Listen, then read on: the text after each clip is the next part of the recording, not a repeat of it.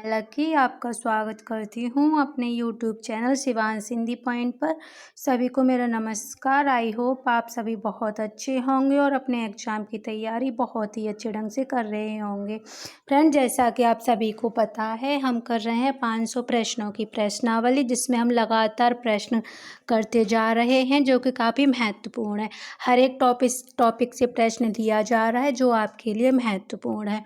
तो फ्रेंड्स, आज हम करेंगे 260 तक। कल हम कर चुके थे, आज करेंगे 261 से। तो आज का हमारा पहला प्रश्न है। ये भी प्रश्नावली काफ़ी महत्वपूर्ण है, इसको भी बहुत अच्छे से देखिएगा। मैंने पूरी कोशिश की है जो महत्वपूर्ण है वो सभी आपको करा दिया जाए। कम कराऊंगी लेकिन बहुत अच्छे से और बहुत अच्छा ही कराऊंगी। आज का पहला प्रश्न, हिंदी साहित्य का दूसरा इतिहास ग्रंथ के लेखक हैं। Number 1 Namvar Singh, number 2 Dudhnath Singh, number 3 सुमन राजे, नंबर 4 बच्चन सिंह। तो फ्रेंड्स, हिंदी साहित्य का दूसरे इतिहास के लेखक हैं बच्चन सिंह। हमारा राइट आंसर हो जाएगा बच्चन सिंह। अब यहाँ देख लेते हैं हम और सब की जानकारी। नामवर सिंह का आधुनिक हिंदी साहित्य की प्रवृत्तियाँ।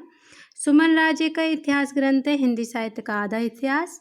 बच्चन सिंह का आधुनिक हिंदी साहित्य। बच्चन सिंह के 2 इतिहास हैं, एक तो है हिंदी साहित्य का दूसरा इतिहास और दूसरा है आधुनिक हिंदी साहित्य का इतिहास। प्रश्न नंबर 262, कौन मिश्र बंधुओं में नहीं है। अब हमें यहाँ देखना है कि इनमें से कौन मिश्र बंधु कहलाते हैं और इनमें से एक नाम गलत है। गणेश बिहारी मिश्र, कृष्ण बिहारी मिश्र, श्याम बिहारी मिश्र, सुखदेव बिहारी मिश्र। तो फ्रेंड्स, यहाँ ये कृष्ण बिहारी नहीं है, ये रॉन्ग आंसर है। मिश्र बंधुओं में आते हैं गणेश बिहारी, श्याम बिहारी, सुखदेव बिहारी। कौन कौन आते हैं? गणेश बिहारी, श्याम बिहारी, सुखदेव बिहारी मिश्र। मिश्र बंधुओं ने मिश्र बंधु विनोद इतिहास ग्रंथ लिखा था। तो आ जाता है प्रश्न, मिश्र बंधुओं द्वारा रचित इतिहास ग्रंथ कौन सा है? तो मिश्र बंधु विनोद। आसान है क्योंकि जो इनका नाम है वही इनके साहित्य ग्रंथ का भी नाम है, मिश्र बंधु विनोद। प्रश्न नंबर 263, नाथ साहित्य का आरंभकर्ता किसे माना जाता है? यानी कि नाथ साहित्य के आरंभकर्ता किसे माना जाता है? Number 1 Neminath, number 2 Gorakhnath, number 3 मतेंद्रनाथ और नंबर 4 आदिनाथ। तो फ्रेंड्स, नाथ साहित्य का आरंभकर्ता माना जाता है गोरखनाथ को। गोरखनाथ मतेंद्रनाथ के शिष्य थे। यह हठ योग की स्थापना पर आधारित पंथ है। कौन सा? नाथ साहित्य। शिव इस संप्रदाय के आराध्य देव हैं। नाथ साहित्य के कौन आराध्य देव हैं? शिव। प्रश्न नंबर 264, रणमल छंद के रचयिता कौन है? राजशेखर, भट्टकेदार, चोइंदू, श्रीधर। तो फ्रेंड्स, रणमल छंद के रचयिता हैं श्रीधर। प्रश्न नंबर 265, मैथिली का प्राचीनतम उपलब्ध ग्रंथ है। तो नंबर 1 वर्ण रत्नाकर, नंबर 2 चार्यपद, नंबर 3 कीर्तिलता और नंबर 4 ज्ञानेश्वरी। तो मैथिली का प्राचीनतम उपलब्ध ग्रंथ माना जाता है वर्ण रत्नाकर। क्या माना जाता है? वर्ण रत्नाकर। वर्ण रत्नाकर किसके द्वारा रचित ग्रंथ है? यह है ज्योतिश्वर ठाकुर की रचना। वर्ण रत्नाकर किसकी रचना है? ज्योतिश्वर ठाकुर की रचना, जो मैथिली भाषा की प्राचीनतम ग्रंथ है और 14वीं सदी की रचना है। कौन सी सदी की रचना है? 14वीं सदी की रचना है। अगर यहाँ कीर्तिलता देखी जाए तो विद्यापति की रचना है। प्रश्न नंबर 266, चार्यपद किसके द्वारा रचित ग्रंथ है? Number 1 Sarahapa, number 2 Sabarapa, number 3 Hemchand, number 4 स्वयंभू।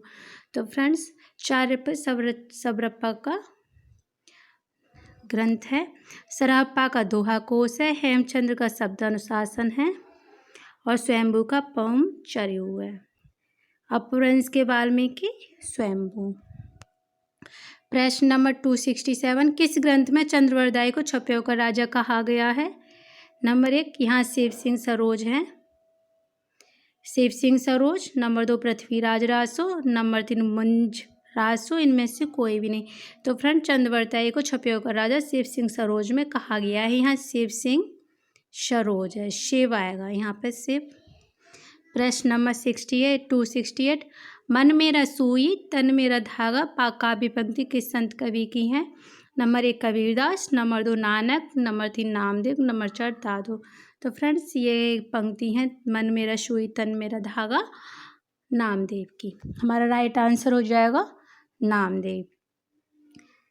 ये अगली पंक्ति भी बहुत ही महत्वपूर्ण है। माई न होती बाप न होता कर्म न होता काया, हम न होते तुम नहीं होते कौन कहाँ ते आया। चंद न होता सूर न होता पानी पवन मिलाया, शास्त्र न होता वेद न होता कर्म कहाँ ते आया। उपयुक्त पंक्तियाँ किस कवि की हैं? Number 1 Kabirdas, number 2 Raidas, number 3 Namdev और नंबर 4 मलुकदास। तो फ्रेंड्स ये भी पंक्तियाँ किसकी हैं? नामदेव की। काफ़ी अच्छी पंक्तियाँ थी दोनों ही, तो मैंने दोनों ही ले ली नामदेव की। प्रश्न नंबर 270, इनमें से कौन सा सुमेलित नहीं है? हमें ये देखना है कि इनमें से सुमेलित रचना कौन सी नहीं है। चित्रावली उस्मान, मधुमालती मंजन, मृगावती कुतुबन, हंस जवाहिर, नूर मोहम्मद। तो फ्रेंड्स आप देखने से ही आइडिया लगा सकते हो, चित्रावली उस्मान की राइट है, मधुमालती मंजन की ही रचना है, मृगावती कुतुबन की रचना है, लेकिन हंस जवाहिर नूर मोहम्मद की रचना नहीं है, ये कासिम शाह की रचना है। नूर मोहम्मद की रचना है अनुराग वासरी और इंद्रावती। नूर मोहम्मद की रचना कौन कौन सी हैं? अनुराग वासरी और इंद्रावती। और हंस जवाहिर किसकी रचना है? कासिम शाह। कासिम शाह की रचना है हंस जवाहिर। 271, भीतर भीतर सब रस चूसे हंस हंस के तन मन धन मुँह से। पंक्ति किस कवि की है? Number 1 Pratap Narayan Mishra, number 2 Balkrishna Bhatt, number 3 Thakur, number 4 Bharatendu Harishchandra. तो फ्रेंड्स ये पंक्ति है भारतेंदु हरिश्चंद्र की। भीतर भीतर सब रस चूसे हंस हंस के तन मन धन मुँह से, तो ये किसकी हैं? भारतेंदु हरिश्चंद्र। भारतेंदु हरिश्चंद्र के जो महत्वपूर्ण रचना है उनको देख लीजिए। विजयिनी वैजयंती, दशरथ विलाप, फूलों का गुच्छा, भारत भिक्षा, रिपुनाष्टक, प्रबोधिनी, प्रातः समीरण। ये किसकी रचना है? भारतेंदु हरिश्चंद्र की। प्रश्न नंबर 272, आचार्य रामचंद्र शुक्ल ने छायावाद के किस कवि को मधुमयी प्रतिभा का जागरूकता का कवि कहा है? क्या कहा है? मधुमयी प्रतिभा और जागरूकता का कवि। नंबर 1 पंत, नंबर 2 प्रसाद, नंबर 3 निराला, नंबर 4 महादेवी वर्मा। ये कौन है? अगर ध्यान से देखो, छायावाद के 4 स्तंभ, पंत, प्रसाद, निराला, महादेवी वर्मा, छायावाद के 4 स्तंभ। आधुनिक मीरा, महादेवी वर्मा। और ये कहा है रामचंद्र शुक्ल ने प्रसाद के लिए। किसके लिए कहा है? प्रसाद के लिए। मधुमयी प्रतिभा जागरूकता का कवि आचार्य रामचंद्र ने प्रसाद के लिए कहा है। या फिर ये भी पूछ लिया जा सकता है प्रसाद के लिए मधुमयी प्रतिभा जागरूकता का कवि किसने कहा है? तो आचार्य रामचंद्र शुक्ल ने। प्रश्न नंबर 273, निम्न में से कौन सी रचना नागार्जुन की नहीं है? नंबर 1 प्यासी पथराई आंखें, तुमने कहा था तो मैं सौंपता हूँ युगधारा। तो फ्रेंड्स प्यासी पथराई आंखें नागार्जुन की है, तुमने कहा था नागार्जुन की है, युगधारा भी नागार्जुन की है, लेकिन तुम्हें सौंपता हूँ ये त्रिलोचन की रचना है। और तुम्हें सौंपता हूँ त्रिलोचन की रचना है। इनकी और भी रचना है, धरती गुलाब, त्रिलोचन, धरती गुलाब और बुलबुल, दिंगत, ताप के ताए हुए दिन, शब्द उस जनपद का कवि हूँ, अर्घान, ये अरमान नहीं है, यहाँ अर्घान होना चाहिए, फूल नाम है एक। किसकी रचना है? त्रिलोचन शास्त्री की। प्रश्न नंबर 274, जयशंकर प्रसाद के अनुसार स्कंदगुप्त नाटक में कल्पित पात्र कौन है? नंबर 1 गोविंद गुप्त, नंबर 2 पृथ्वी सेन, नंबर 3 प्रपंच बुद्धि, नंबर 4 बंधु शर्मा। तो फ्रेंड्स स्कंदगुप्त में कल्पित पात्र है प्रपंच बुद्धि। और इनके जयशंकर प्रसाद की और नाटक देख लीजिए। सज्जन पहला नाटक है, कल्याणी परिणय, करुणालय, प्रायश्चित, राजश्री, विशाख, अजातशत्रु, एक घूट, चंद्रगुप्त, ध्रुव, स्वामिनी, ये सबसे लास्ट का नाटक है। प्रश्न नंबर 275, आजकल जिसे लिव इन रिलेशनशिप कहा जाता है उस व्यवस्था का संकेत प्रेमचंद के उपन्यास में मिलता है, यानी किस उपन्यास में मिलता है? सेवा सदन, कायाकल्प, प्रेमाश्रम, गोदान, कर्मभूमि। यहाँ 5 ऑप्शन इसलिए हैं क्योंकि छत्तीसगढ़ जो TGT होता है उसमें 5 ऑप्शन आते हैं। तो फ्रेंड्स ये था लिव इन रिलेशनशिप कहा जाता है। उस व्यवस्था का संकेत प्रेमचंद के उपन्यास में मिलता है। तो प्रेमचंद के किस उपन्यास में मिलता है? गोदान। किस में मिलता है? गोदान। ये सभी उपन्यास प्रेमचंद के हैं और अन्य उपन्यास ये हैं सेवा सदन, वरदान, प्रेमाश्रम, रंगभूमि, कायाकल्प, निर्मला, गबन, करमभूमि, प्रेमा और मंगलसूत्र। मंगलसूत्र कैसा उपन्यास है? अधूरा। प्रश्न नंबर 276, स्त्री की सफलता पुरुष को बांधने में है किंतु सार्थकता पुरुष की मुक्ति में है। बाणभट्ट की आत्मकथा में यह कथन किसका है? पहले बाणभट्ट की आत्मकथा किसका उपन्यास है? ये है आचार्य हजारी प्रसाद द्विवेदी का। किसका है? हजारी। और इसमें ये कथन किसका है? महामाया भैरवी का। किसका है? महामाया भैरवी का। आवारा मसीहा किसकी जीवनी पर आधारित उपन्यास है? Awara Masiha. Number 1 Premchand, number 2 Sharatchandra, number 3 Bankim Chandra और नंबर 4 रविंद्र ठाकुर। तो फ्रेंड्स आवारा मसीहा किसकी जीवनी पर है? शरतचंद्र की पे।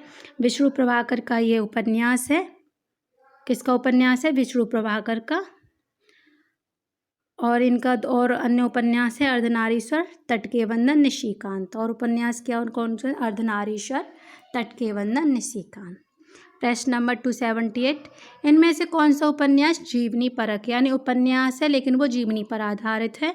नंबर 1 खंजर नयन, नंबर 2 मृगनयनी, नंबर 3 आपका बंटी, नंबर 4 काली कथा बाय बाईपास। तो फ्रेंड्स इसमें से खंजर नयन जीवनी परक उपन्यास है। खंजर नयन के लेखक है अमृतलाल नागर। जो ये सूरदास की जीवनी पर आधारित एक उपन्यास है, जैसे हम जीवनी परक उपन्यास कह सकते हैं। अमृतलाल नागर का तुलसी के जीवन पर आधारित उपन्यास है मानस का हंस, ये भी जीवनी परक है। अगर आए प्रश्न कि सूरदास के जीवन पर आधारित अमृतलाल नागर का उपन्यास है तो लगाना है खंजर नयन। क्या लगाना है? खंजर नयन। अगर प्रश्न आए कि तुलसी के जीवन पर आधारित अमृतलाल नागर का जीवनी आधारित उपन्यास है तो वो लगाना है मानस का हंस।